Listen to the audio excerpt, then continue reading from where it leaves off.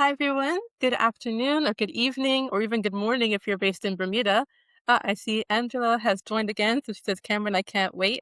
I'm looking forward to learning more about this. Thank you. Super excited to have you here. And welcome back to the Tombolo Research AI webinar series. I'm very excited to have you here. Let's go through what we're going to be talking about today. But first, a little bit of housekeeping. Last time that you saw me, we were doing Let's Talk About AI Ethics. And some people had a lot of questions around how do we implement AI ethics? Like, what does it actually mean? And what does it mean for me, not only as a consumer using AI, but also as a business using AI? So we're going to be going over that just like really quickly. But if you want to see the full episode, you can head to our YouTube channel where the full webinar will be uploaded. But in today's webinar, I just want to let you know if you have any questions at all, feel free to drop them in the chat. And hello to Shay and Ali. Thank you for coming back. Glad to see you both. And if you are joining us, please let me know where you're joining us from. So are you in London, Dubai, Bermuda? That seems to be our common space. So I'll see you. Let me know where you're joining us from. Okay. Yes. So once again, Tombolo Research is an AI and robotics startup that I launched just last November. And the goal of it is really to continue developing robotics that is not only representative, but also can pave the way for the younger generation of young boys and girls of color that are interested in STEM. Because there aren't that many of us out there that are already paving the way. So I'm really proud to be one of those people through Tombolo. And so thank you again for being a part of that journey. I look forward to seeing you throughout the rest of the webinar. If you would like to learn more about Tombolo and the work that we're doing, please head to our website, tomboloresearch.ai, or you can email me at info@tomboloresearch.ai. So let's hop into today's webinar. So today's webinar is all about Agentic AI. So let's talk about Agentic AI. What do you know about it so far? What do you, expect from Agentic AI? What have you heard? What are some of the buzzwords that you've seen? If you can let me know in the chat, I'd love to see what you guys are thinking. In the meantime, let's hop in. So I have here what is not Agentic AI, because I wanted to talk to you about what it is and also what it isn't. So a lot of people think that what it is a fully autonomous system. You know, you give AI a task that you want and it'll be able to do completely all of it, which it can do, but we're not quite all the way there yet. Agentic AI is an AI that's able to not only take a task, but also use the tools and knowledge base that you give it to execute that task. So there's different types of it that we're going to be going through in today's session. And I look forward to learning more from you about what you know already and also what you kind of expect from this technology. Let's head back to the chat, see if anybody's popped anything in there yet. All right, don't see anything. Let's keep it going.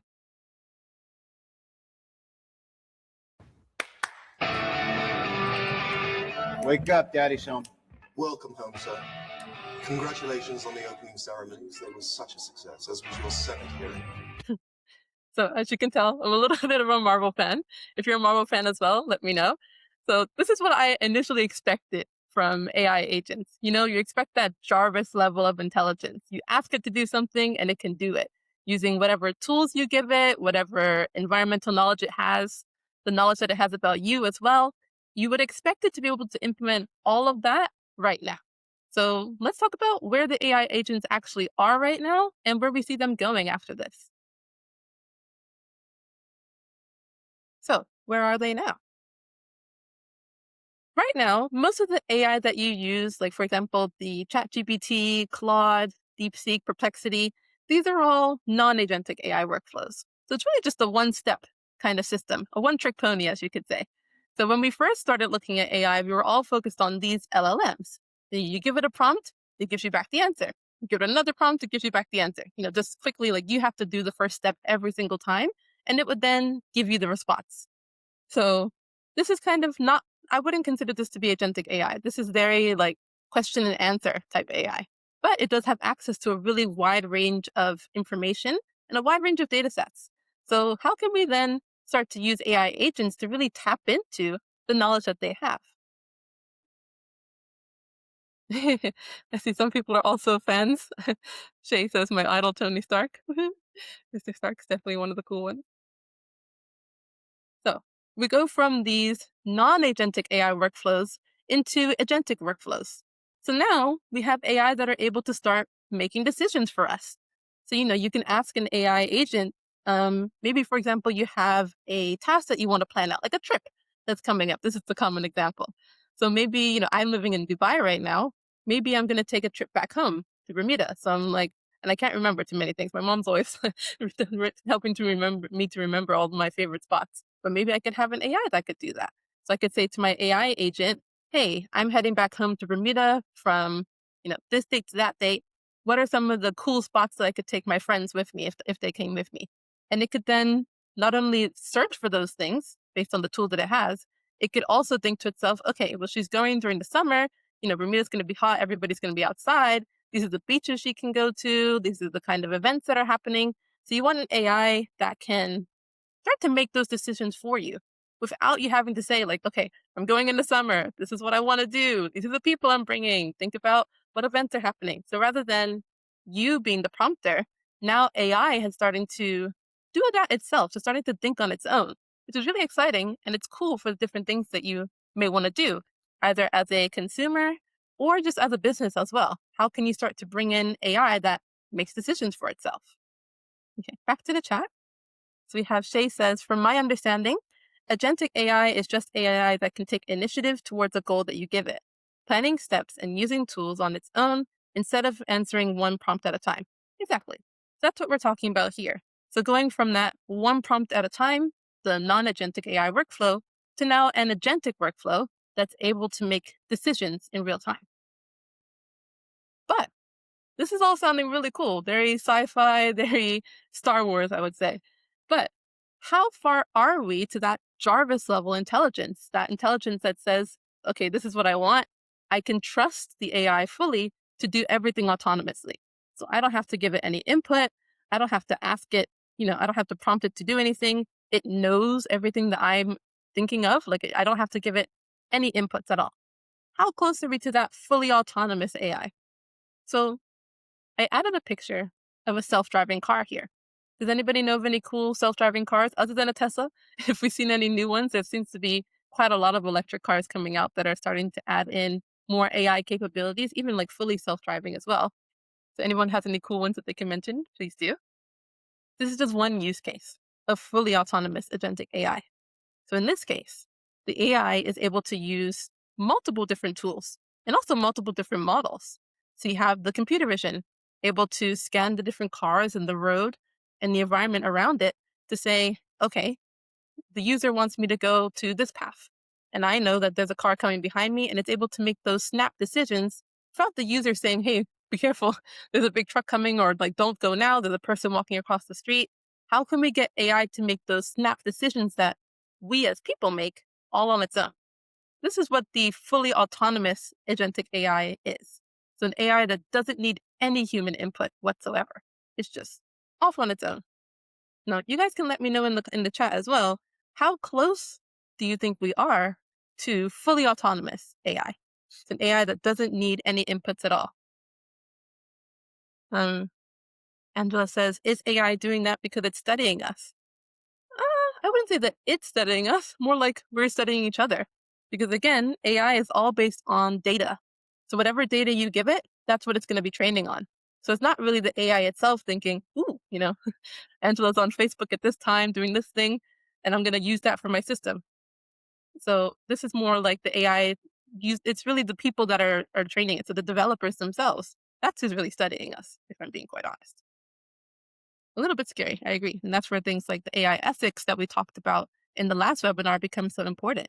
The importance of companies using data sets that are being taken from an ethical source, and also being able to get, consent from people when you're doing these things, and making sure that you're not just taking data without explaining where it's coming from, and also for the model to explain how it's making these decisions. So we talked about all of that and more in our AI ethics talk. So again, if you want to head to my website, tomboloresearch.ai, or to our YouTube channel, Tombolo Research, you can watch the full AI ethics webinar. But of course, if you have any questions, feel free to drop them in the chat and we can talk about that too. Cheyenne says, I think there's Waymo and Tenso Webrock. I have heard of Waymo. Waymo looks pretty cool. So again, let me know where you think it is. Do you think that we're all the way to autonomous agentic AI? Or do you think we're kind of in the middle of agentic workflows and the fully autonomous system? So are we at Jarvis level? Or are we more at, I guess that like, what's a good example for the agentics? Just that like this is like small decision making process, I would say. So when we start to actually implement these agents, it's important to think about the use case. Because there's not in every situation do you want the AI running off on its own and making its own decisions and not including the human in the process. I'm sure you can think of a lot of situations where that would be, I guess, detrimental. You don't want that happening at all. So, for example, the healthcare industry, you don't want an AI agent that's going to say, "Oh, yeah, this person has, like, this person's presenting like this. This is the disease they have," because you would want a doctor to be able to intervene in that case, and you'd also want the AI to understand the person's ethnicity, their history. Like, you'd want somebody to give it that extra feedback. You don't want the AI to go fully on its own in that case. Or perhaps in the law. Do you want an AI that's able to go off and make legal decisions all by itself? Probably not. So again, let me know. Do you think we're all the way there or are we kind of halfway? I think that we're in the middle right now. And I think if we're going to go to the full extent, we're going to need more regulations and also a lot more conversation around how do we add in the guardrails without completely um, adding a barrier to the innovation. That's what I think for now.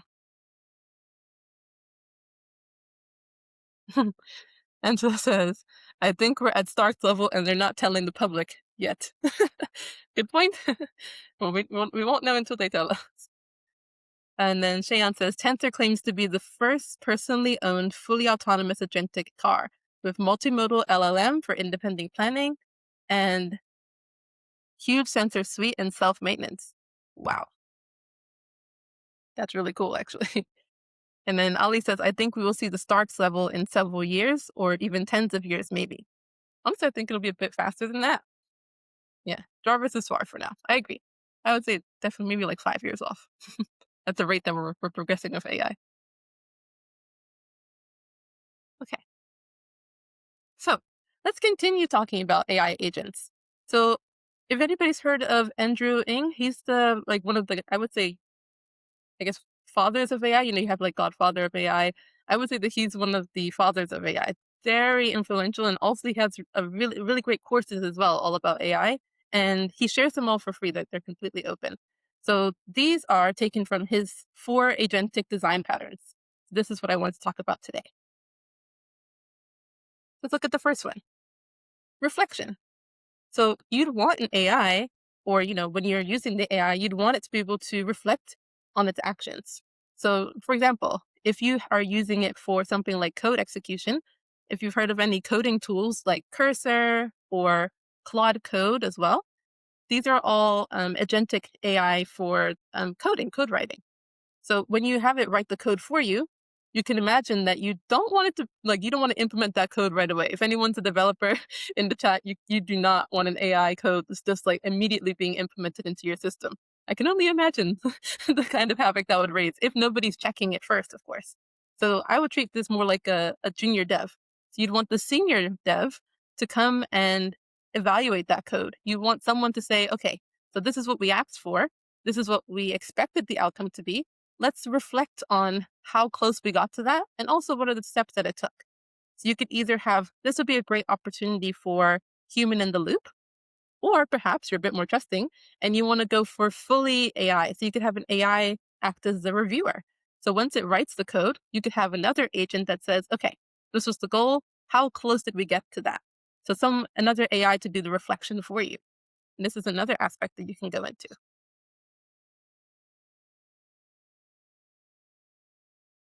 Then we have tool use. So once we start bringing in all these AI, how is it supposed to know what we already know? So for example, having access to tools in terms of a knowledge base. So how much does the AI know about you or your business? So if you give it a knowledge base about yourself or about the company that you're in, it will have a lot more understanding of the task that you're giving it simply based on the knowledge that you're telling it. So it's much different than, for example, a ChatGPT that doesn't know anything about you, unless it's sort of like a memory. But most of the time, these LLMs don't know anything about you because you haven't told it anything. But in agentic AI, once you give it access to a knowledge base, and you're saying like, this is everything that you need to know about Tombolo Research, for example. And then the AI, when it later makes decisions, is able to say, okay, I know that Tombolo Research is about robotics, inclusion, and really paving the way for the next generation of roboticists and young girls and boys of STEM. Based on that, these are the decisions I'm going to make. So based on that knowledge it has, it's able to make decisions. This is one example of tool use. Then you can also look at giving it access to actual tools. I don't mean physical ones, unless we're going to the robotic side. I mean things like access to your emails, your Google Calendar, a hotel booking website, or perhaps you're interested in, I have to get some more examples from you guys, but maybe you want it to be able to book a restaurant for you or order something. So these are all different tools that you can give it that it can then execute on your request. So the travel example is what I gave before, but maybe you want to buy something. We have any techie people that might want to buy something? I remember, funny story, when I was younger, I used to share a laptop with my mom. So when I finally wanted to get my own laptop, I came prepared.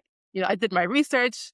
I was like, what are the best laptops for students? And I went through my little research and I was like, okay, now what's the lightest one with the best power and the really good charge? And I did my little research there. At the end, I found it. The laptop of my dreams. It was a Surface Pro, I think 5. And I took it for a presentation to my mom, and I was like, "This is why I need it." And that's how I ended up getting my first laptop. But can you imagine if younger Cameron had access to an AI agent that had the tools to then do that research for me, make the purchase, create the presentation, and send it to my mom? I mean, the opportunities would have been endless. But no, I had to do that all by hand back then. But this is an example of something that you can do. Maybe you want to make a purchase and you're thinking to yourself, well, I don't want to spend hours finding out what's the best laptop or what's the best dress for this event. Instead, you give the tools or your favorite websites to the AI agent, and then it's able to do the research for you. And in some cases, even make the purchase for you as well. So this is some of the interesting things you can do when you start to give AI agents the tools to do the things that you're asking for. Oh, sorry, just keeping an eye on the chat. Cheyenne says, yes, always have a precaution myself of keeping the the agentic AI in a sandbox before giving it access to my laptop, especially in the early stages of development.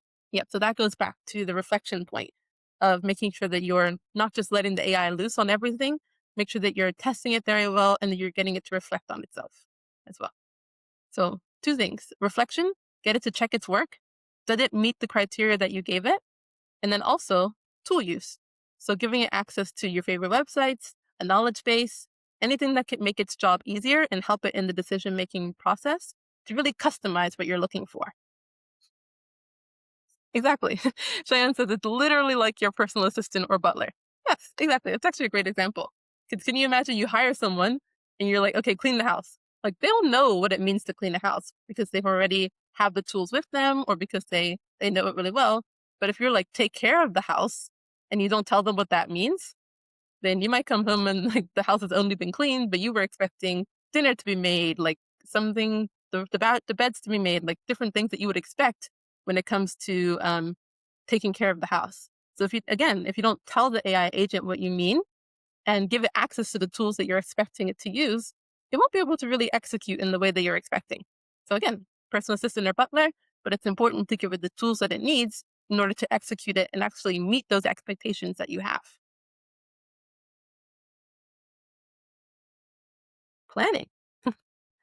So, like I said, we don't want to just take an AI agent and literally throw it at the problem and hope for the best. No, that is not the best of ideas. Instead, you want to plan beforehand. And we also talked about this a bit in the ethics webinar. So think about, what do you want it to do? And what are the outcomes that you're expecting? So if you can make those plans beforehand, you as the human, because you should know, if you're implementing an agentic AI and you don't know what you want it to do, that's where you can get a lot of problems.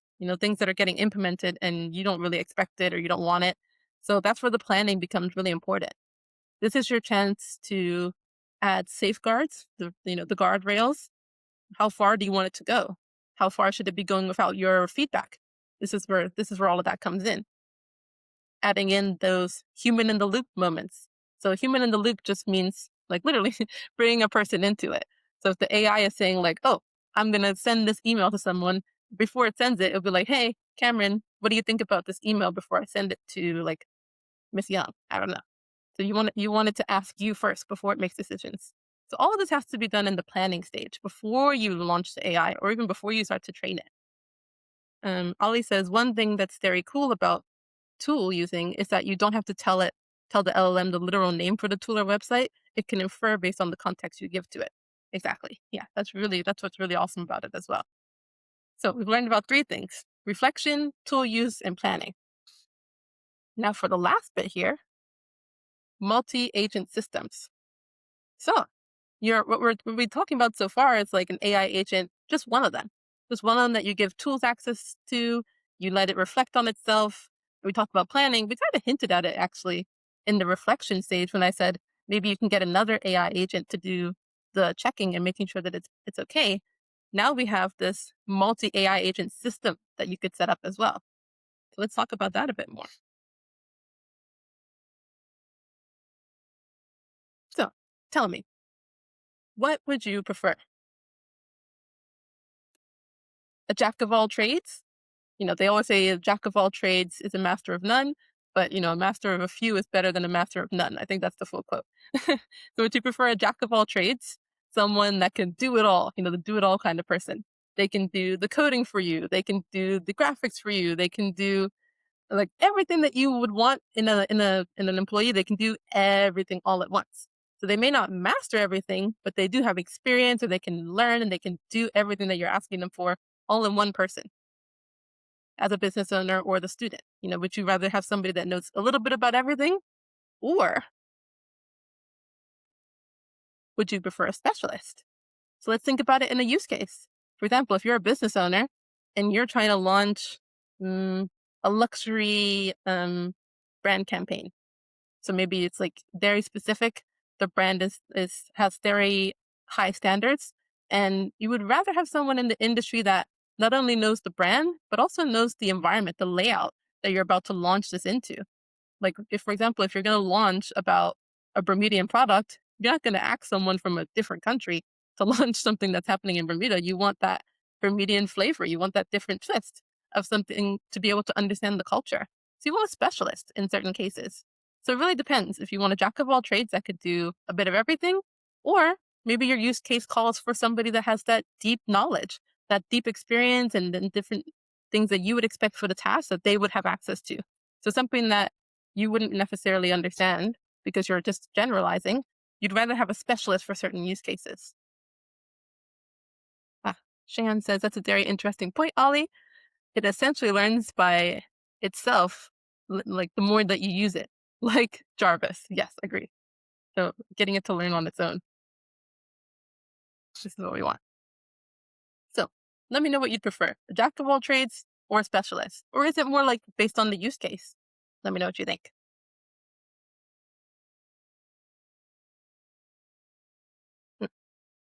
So that's where we have things like multi-agents.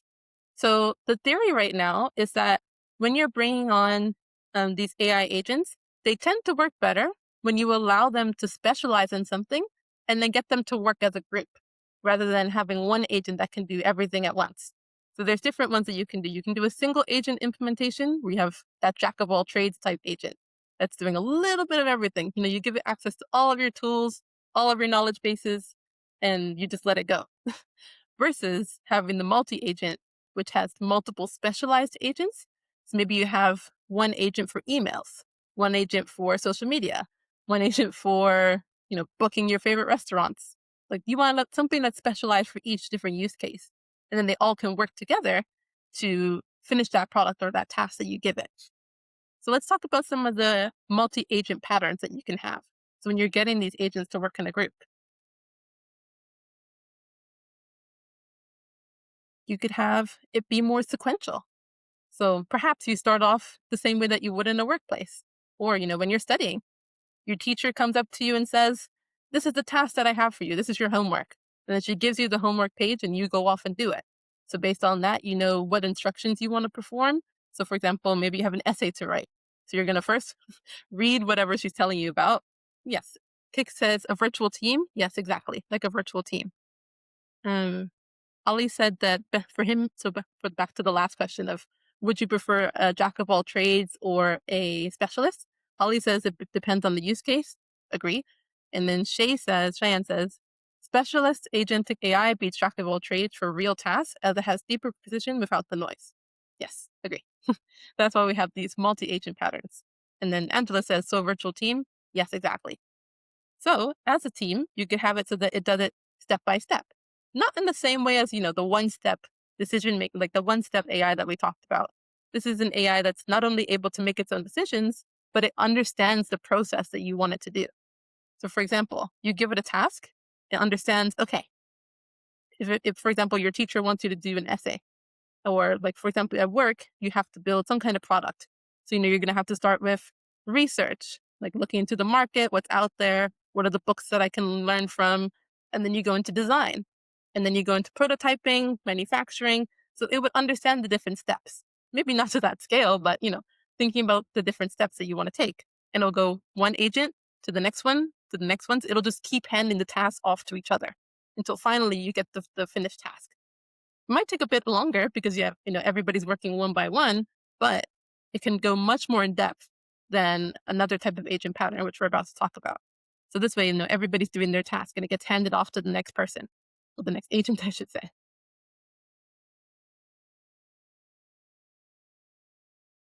Then we have the hierarchical pattern. So you can imagine that you have one big AI agent boss, I would say, like the final boss if you're into gaming. And then you have the little agents that are underneath. So each of your little specialists. So imagine, you have your final boss say, okay, this is what we need to do to get this task done. Like, what do we need now? And then each of the specialists will be like, okay, I can do the research. Think about it like a group project. So one person's like, I'll do the research, I'll do the design, and I'll do the booking. Like, each one will have its own specific task. And then they'll all bring together what they did, hand it to the boss, and the boss checks it. And it's like, okay. And then it comes back to me, for example, if I'm the one using the system, and says, this is what the team came up with. What do you think? So once you get there, so each little specialist will do its task. It'll give those tasks finalized to the boss. The boss, or like the manager agent, will consolidate everything, say, okay, this is what we wanted. This is how we did it. And we like it like this, really put it back together. It might even send it back to the team and say, hey, person that did booking, I don't think this is what Kameron's looking for. Do that again. Specialist agent does it again, send it back. It can then make those micro decisions that you would want. So the manager agent really takes control of the team and handles which specialized agent is able to do which task for you. And then it gives it to you at the end. So this is the difference between sequential and hierarchical. So in a sequential state, you have one by one, like each of the specialists doing its own thing. In hierarchical, the manager agent gives out the task to everyone. Everyone understands, okay, this is my area. I'm doing this. Each one will give it back to the manager agent, and it can either say yes, no, do it again. And then the finalized product is what you end up getting. Sorry, a few questions here. So Angela says, how do we prevent students creating AI teams to complete their homework? Good question. Not so sure about preventing it. I think we'd probably instead need to have more checks in place on the teacher side. So to be able to check, is the student using an AI team or are they actually doing this work themselves? So I think that the way we assign things is going to have to change. So instead of us saying to a student, write this essay, maybe you tell them to not only write the essay, but also do a bit more planning. So you want them to engage with the AI because, as we discussed, this technology is coming. It's not even just coming, it's here. So we want more to kind of change the way that we ask things rather than not asking it at all. So rather than saying like, how do we stop them from doing it? I hate to say it, we can't. You really can't stop them from doing it. Instead, you have to change how you're checking on them, and you also have to change how you ask things as well. I think that the tasks have to change, and also the how you ask it is going to have to change, and how you check. Cheyenne says, so from my understanding, multi-agent patterns in agentic AI let specialized agents team up. One plans, one executes, one reviews. boost complex tasks 2-3 times over solo agents. Yes, that's correct. So it depends on which pattern you're using. So you'll have like each team will have its own specialized agent to do these kind of steps, like you mentioned, the planning, the execution, and the review. And then you'll have, for example, in the sequential, like you'll go one by one for this one. And then in the hierarchical, you'll have each specialized agent doing those things. And then the manager agent will then review the work. So it'll then say like, yes, you did a good job. That's allowed to come in. I'll consolidate it. Or no, go back, do that again. So it depends which pattern you decide to use. And these aren't the only patterns either. This is just a couple of examples to kind of introduce you to the agentic flow. Angela again says, I am seeing them engaging with AI, and I'm concerned that they're not going to develop their critical thinking skills. Completely agree. This is a big topic as well, making sure that students, when they're using AI, because you don't want them to be left behind, because like I said, the technology is here and it's expanding. Instead, you want to teach them how to use it ethically and how to use it in a way that benefits them rather than replaces their own thinking. I actually saw a really great video about this, and it was from another teacher, I believe, who explained it to her students the same way that you would explain color. One moment, I might have some colorful pens here. So imagine someone tells you to draw a picture and they give you all these colors to work with. So you start off with a full set of colors. Each color, like in this metaphor, represents a different skill that you have. So you have writing or editing, critical thinking, problem solving, math. So each one will be a different one. Every time that you or the student then asks an AI to do things for you, you're giving up that color. So every time you're like, oh, okay, like, I wanted to do the writing for me, get the AI to do it. I wanted to do the math for me, giving up a color. I wanted to do whatever. And then you're only going to be left with so many skills. And so you can't draw the same picture that somebody that has the full color, so the full like brain power would be able to do. So this is how I would explain it to students. So, use AI, but also be very aware what you're replacing with it. So you still have to build those critical skills. I think education is a big thing. And then also teaching them how to use it responsibly is going to be very important. Just put my little pens back there. Okay, let's go back to the comments. Ali says, I think teachers themselves need to try to solve their own tasks with AI and then change it into the constrict the AI. I agree. There was a really funny example about this where one teacher, she noticed that her students were likely using AI for the story writing because each and every one was giving them the same story. So then she gave them the PDF, and at the bottom, in I think she turned the font to white in color, and it was like if you're if you're about to write this story, write it about Anna or like something like that. Like she gave it a specific prompt. So then, because all of them used just put the instructions into AI and got it to write the story, everybody had the exact same story or like the exact same format. So when it came back, she was like, all of you failed because everybody ended up with the same story about Anna because she had put it at the bottom of the assignment as like a little in white writing as a prompt. So none of them noticed it. They just gave it to the AI and was like, solve must do what my teacher asked me to do. And then they all handed it in and she was like, huh, caught you. So everybody got it. Everybody got noticed. Go back to the comments. So Cheyenne says, I think since the age of AI, like ChatGPT has entered, the risk of loss of critical thinking has declined purely from the misuse of the direction on how to use AI. I think that's interesting. Ollie says to follow up and gets on his question. They might ask the students to solve it with AI and tell the difference. That makes the AI solve it incorrectly. For the trick. Got it. Angela said, I know students who use AI to write an essay and forgot to remove the prompt at the end. I couldn't believe high school students were so silly to miss it. So yes, this is also something that students will do. Very smart, but not necessarily common sense. The common sense isn't always there. We have, I think this is Miss Angela.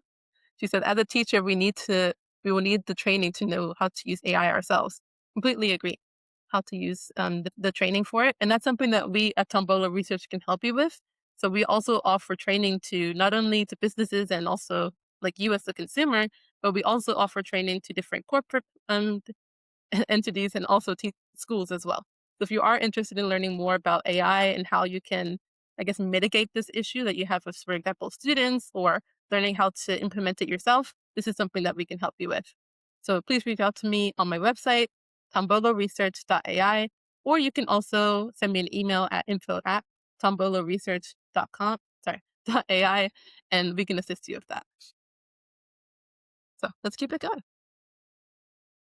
So when it comes to agentic AI, everybody wants to know, okay, how do I build that? Like, how do I actually start to implement it myself? So but not everybody's a coder. That's okay. So these are some of the no code or low code, I would say, tools that you can use. I put at the top there, I kind of went from the highest to the least um, of how to explain it, like of the hard, like technical difficulty, I would say. So N8N, this is a bit more technical. It's a bit of a node kind of system, so you're able to include different tools and link them all together. But you do have to have a little bit of coding background to understand how it works. Make.com is a little bit easier because they have like different templates. Well, so does N8N, but it's a bit easier to use. And then again, you have Zapier as well. So these are some of the no to low code tools that you can use to develop your own AI systems and also multi-agent systems as well. And then, of course, if you don't feel like doing any of that, you can reach out to us at Tombolo Research, and we will just build the AI system for you. So we're very focused on AI systems that are human in the loop and also ethical. So we don't want to just have the AI running off by itself or having access to data that it shouldn't. We're very focused on making sure that it's not only ethically trained and ethically built, but also when you're using it, you still have that feedback and you're in the loop as well. So if you are interested in implementing your own agentic AI systems, please reach out to us at tomboloresearch.ai, or you can email us at info@tomboloresearch.ai, and I would love to share more. You can post a session with me and we can talk about what is your use case and how can we help you implement agentic AI. I'm sorry, everyone. I will come back to the comments. I just want to get to this little presentation, and then we'll have the Q&A session. Or we can have the Q&A session now. Sorry, I forgot this was the last slide. So once again, Tombolo Research is an AI and robotics startup. We are launching our first product this summer, 2026. This is going to be our first robot. It's targeted towards women. I can't tell you much about it, but I can ask you to join me on the journey. So you can follow me over on Instagram, TikTok, LinkedIn, any of your favorite social media places. We will be there. And if you want to learn more, even get involved, you can head to our website, tomboloresearch.ai. We do have a donation platform open because, as you know, robotics is quite expensive. So if you are able, please head to that page as well. Or if you have any questions, or if you'd like to start working on building your own AI systems or even your own robot, we can help you with that. So email us at info@tomboloresearch.ai for more information. Heading back to the chat now. So if anyone has any questions at all, please let me know. You can drop them in the chat, but I'm going to head back to what I missed.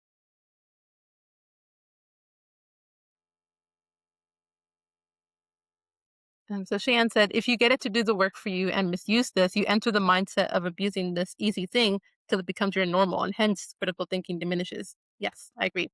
So the more you use it and the more comfortable you are with using it for almost every task, then that's where the critical thinking starts to diminish.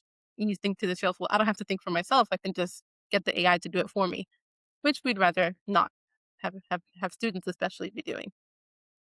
Ali said, one lecturer in my university made the midterm exam in a way that if you try to copy the question to ChatGPT, it would lose some important information. For example, you couldn't copy the numbers from the script. That's great, actually. It's really great for the teacher to use that in the assignment. And Ali says, so to continue on that, so ChatGPT would come up with random numbers and you'd miss the question because you didn't catch it. Oh, he loves the story about the teacher. Thank you. Glad to hear it. Cheyenne says, I think the only thing affected massively for the misuse of AI in unis or education is where you upload your work on Turnitin. I've seen many people use AI to write their essays, change the grammar to sound more human, and then get less than 10% on the report. Yeah, for plagiarism and AI use. Completely agree. So like I've seen that as well, with people using AI to write their essays. Not good. And thank you for everyone that's looking forward to the product launch, to Cheyenne and also to Angela.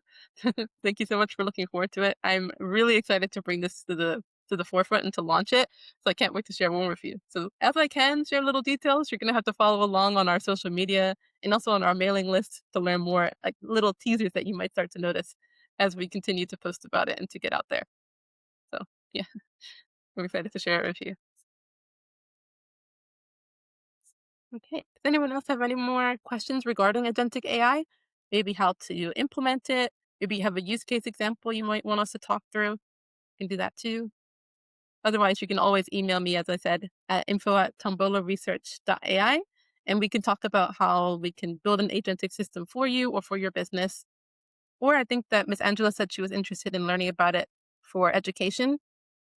We are also really happy to do training as well for not only schools, but also for teachers and students and also for the corporate environment. So if you are looking for any kind of educational training on AI, you can always reach out to us at info@tomboloresearch.ai. Ah, Angela said, tell us what happened at the debut. Oh my goodness. I had to make a whole other video about this as well. So as you know, Tombolo Research launched back in November 2025. And the reason that it launched was because we took the robot first to GITEX. Now, so for those of you that don't know, GITEX is this huge tech conference that happens. It's a worldwide tech conference, and they host it every year in Dubai. And a couple weeks beforehand, I was thinking to myself, how can I bring something to this event that would then, showcase my skills? I've been very fascinated by robotics, and I've done robotics competitions in the past, and also for my own undergraduate thesis, it was all about robotics. So I was like, this is my chance. I need to start launching my own products. We took it there to GITEX, and the response was just massive. People were like, what is that? How do I get that? Like, where are you selling it? And that's where Tombolo Research was really born. So from other people being very interested in the product to now us launching it this summer. So I'm excited. Um, Cheyenne says, how early is agentic AI currently before companies start to use it? I agree with Ali. Companies are already using it, and they've already started implementing it as well.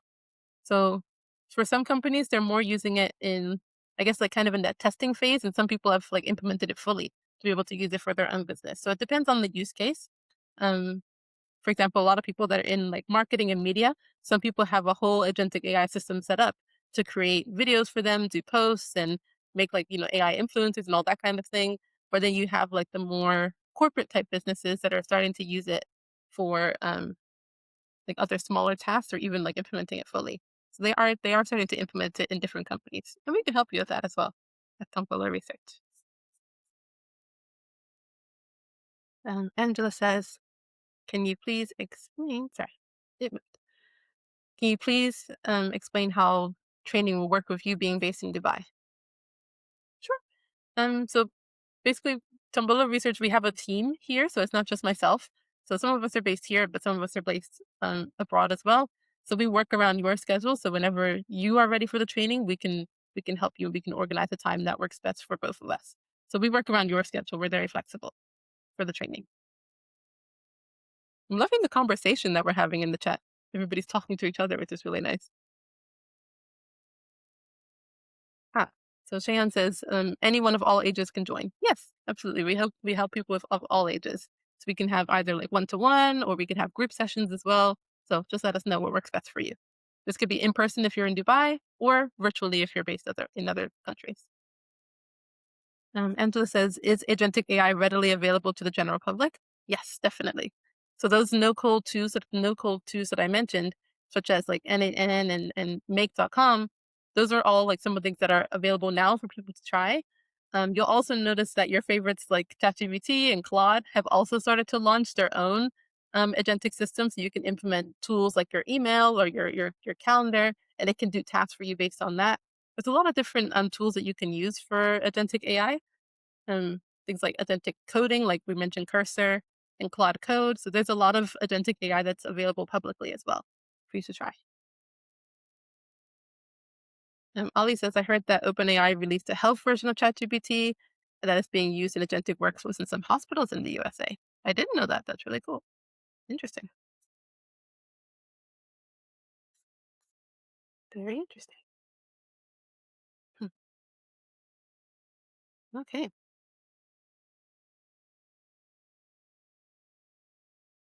Well, Yeah. Yeah, so it's great. That means I can definitely join at my ripe old age. That's funny.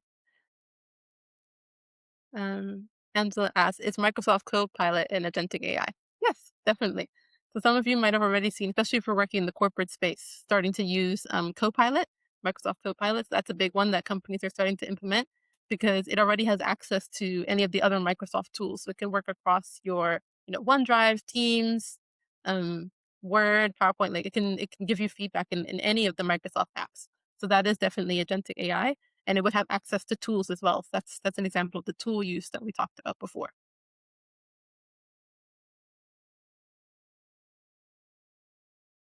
Yes, exactly. So Miss Angela says you can upload your pacing guides and develop the lessons that way. Yes, you can. Absolutely.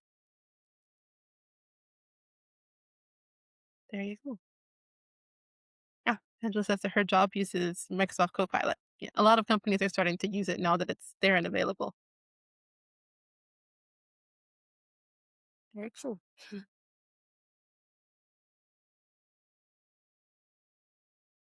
Shan says agentic AI reaches public via ChatGPT Copilot apps for multi-step tools, but fully free roaming personal agents. Still invite only pilots, not every day yet. I agree.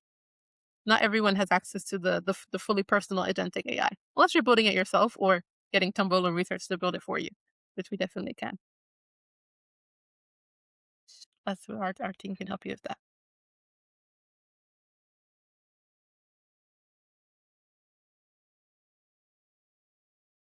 Oh, sorry. So when you said uploading the pacing guides and develop the lessons, that would be more like a one-step process. So, but you could use agentic AI to help you with it. So if you're uploading the pacing guides and developing the lessons, that's more like a one-step process because you, the human, are still the decision maker. So think of agentic AI as whenever the AI is making decisions for you, and you don't have to be the one to make those decisions unless you're giving feedback. When will the public have access? Well, I think that depends. Depends on who you ask. I think that this year we're definitely going to see a lot more agentic AI than we did last year. Because last year we kind of hinted at it. A lot of companies started to bring it on, but there was still a lot of hiccups, I would say. This year, I think it's starting to become the focus and the expectation as well from users and from companies to have this agentic AI. Because, everybody wants that Jarvis experience, especially us Marvel fans. Been waiting for a while. Shan says he looks forward to Tombolo Research University to learn how to code agentic AI and all that you offer. Thank you, Shan. I appreciate you. Thank you. Sure.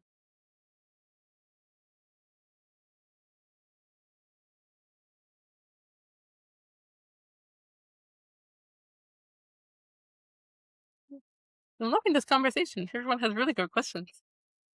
Let me know if you have any more. Still got about 8 minutes left. We can keep talking about other things. I think what I'll talk about now, just as we're waiting for other questions to come in, is I can do like a combo. I would say about the AI ethics. So that also plays into agentic AI as well, because once you're starting to implement these agentic systems, as I mentioned, a lot of people want them to be fully autonomous or to be able to do those decisions completely by themselves. So we can also talk about some use cases where um, you would have to think about how you implement it and also what data do you want to give it access to. Because as I mentioned, once you give these systems access to tools, they can be a lot more helpful than if you don't.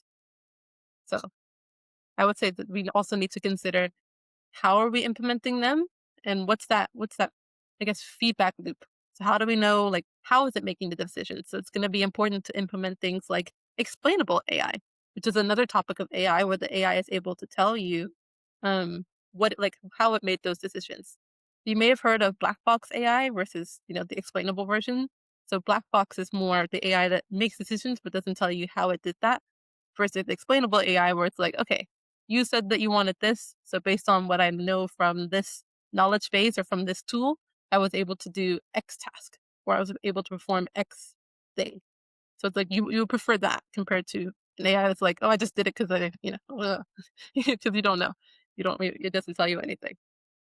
So that's what we really want. You also want these systems to be very private. Um, you don't want anyone to have access to your agent to tell it, like, hey, book this time in for Cameron. Like, You don't want anyone else to be able to access your agent. I'm seeing some more comments. Angela says, "Thank you, Cameron. Thank you. This was very engaging. I love the group discussion." Me too. The group discussion has been my favorite part of today. Shayon says, because they just released a function where it connects to your desktop interface and can fully complete tasks like reorganize the files on my screen to make it look neat and organized. I have seen that. That's a really interesting part. Angela says, will you offer sessions for parents? I think parents are pushing AI more to their children versus encouraging them to have balance. I agree. It is that, like, I would say push and pull of, you wanting the students to stay with the times. You want them to be able to understand how the tools work. You don't want them to be left behind. Digital literacy is so important. I think a couple years ago, we were saying that knowing how to code is going to be just as important as knowing how to read and write. And at this point, I think it's the same for AI. Knowing how to interact with and get the AI to do what you want, it's going to be just important as knowing how to read and write. So it's going to be important for parents to understand that as well. Also, not to like push them to do it too much. Have that balance of using the AI versus not knowing not to use it in every situation. So yes, we will definitely have more sessions for parents as well. I'm thinking we can have some private sessions for just parents to be able to join. So keep an eye out for that when we launch it. And Miss Angela says, what do you recommend we teach middle school students to be prepared for agentic AI? Many are learning how to use the traditional AI. Um, hmm, Middle school students. Hmm. I think for them, especially if you're going to be implementing AI, especially at such a young age, you would want them to really focus on the planning process. So understanding what do you want the agents to do, understanding how to give it guardrails. So knowing that, you don't want the AI to be able to do whatever it wants, get the students to plan out what should the AI have access to, what are the tools that you want it to be able to use, and then also, especially for students, having that explainable AI aspect and also the human in the loop factor is going to be really important. So you don't want them to think to the AI like, oh yeah, write this essay for me, or like this is a task that my teacher gave me, just make it happen. You'd rather for them to be able to be very involved in the planning process and also to get them to give the AI feedback. You want the AI to prompt them. You want it to help them more as a thinking partner rather than a like completely autonomous. I think that's what I would recommend teaching to middle school students is teaching them to get the AI to ask them questions rather than them just getting it to do whatever they want it to do. So get it to really be almost like a tennis match, back and forth. You want it to be a truly interactive experience, especially for students. Yes, I agree with Shayan. He said many traditional AI have already become agentic, which is true. Like I mentioned, OpenAI and Claude, they all have an ability to connect to the different tools. So like your email or your calendar, that's true. So it's being taught how to fully take control of those capabilities. Yes. And Google Gemini as well. That's already integrated into Google searches and your emails and things. It says ChatGPT is now able to complete complex diagrams and plots, like Matplot via internal coding, whereas traditionally in the past it wasn't able to compute it. Free. Yeah, it's really cool. We're in the last stretch, everyone. We only have about a few minutes left. But just as a final reminder, I hope that you'll follow me along on this journey of Tombolo Research as we continue to build out our own robotic product that we're going to be launching this summer. So if you want to follow our journey or continue to interact and learn when we have even more sessions like this, you can follow us on social media. The tag is Tombolo Research, so at Tombolo Research. And you can follow us on Instagram, TikTok, YouTube, LinkedIn, Facebook even. So wherever you are, we'll be there too. So if you need anything, feel free to follow us along in the different places. Miss Angela says that we now have digital literacy from primary one. Wow. And AI has been added to the middle school curriculum. Very nice. I would be really interested in learning what you have in the curriculum for middle school students. And I'd be happy to help you adapt that as well to try to implement what I think would be better for the tools. If you have any questions. If you have any questions. Um, yeah, so once again, if you are interested in implementing your own agentic systems for AI, Tombolo Research can help you build that out. So you can just email us at info@tomboloresearch.ai and we'll be happy to help you find your own system and create it for you as well. So that you can head to our website, tomboloresearch.ai, to book a session with us as well. We look forward to seeing you there. Ms. Angela says, thank you, Cameron. The session was very good. Thank you so much. I'm glad you enjoyed it. I hope to see you soon in the next one. So just as a quick little reminder, we are having another session in 2 weeks' time. So be sure to keep an eye out. I'm going to be launching that session today. So you'll be able to start registering from today for our next event. Our next session is going to be talking about the ethics in robotics. So be sure to join us, head to our website and keep an eye out. Anyone that registered for this session via email, we're going to be emailing you the registration link directly for the next one, because we'll be hosting these sessions bi-monthly. Thank you so much for joining us. I look forward to seeing you in the next session.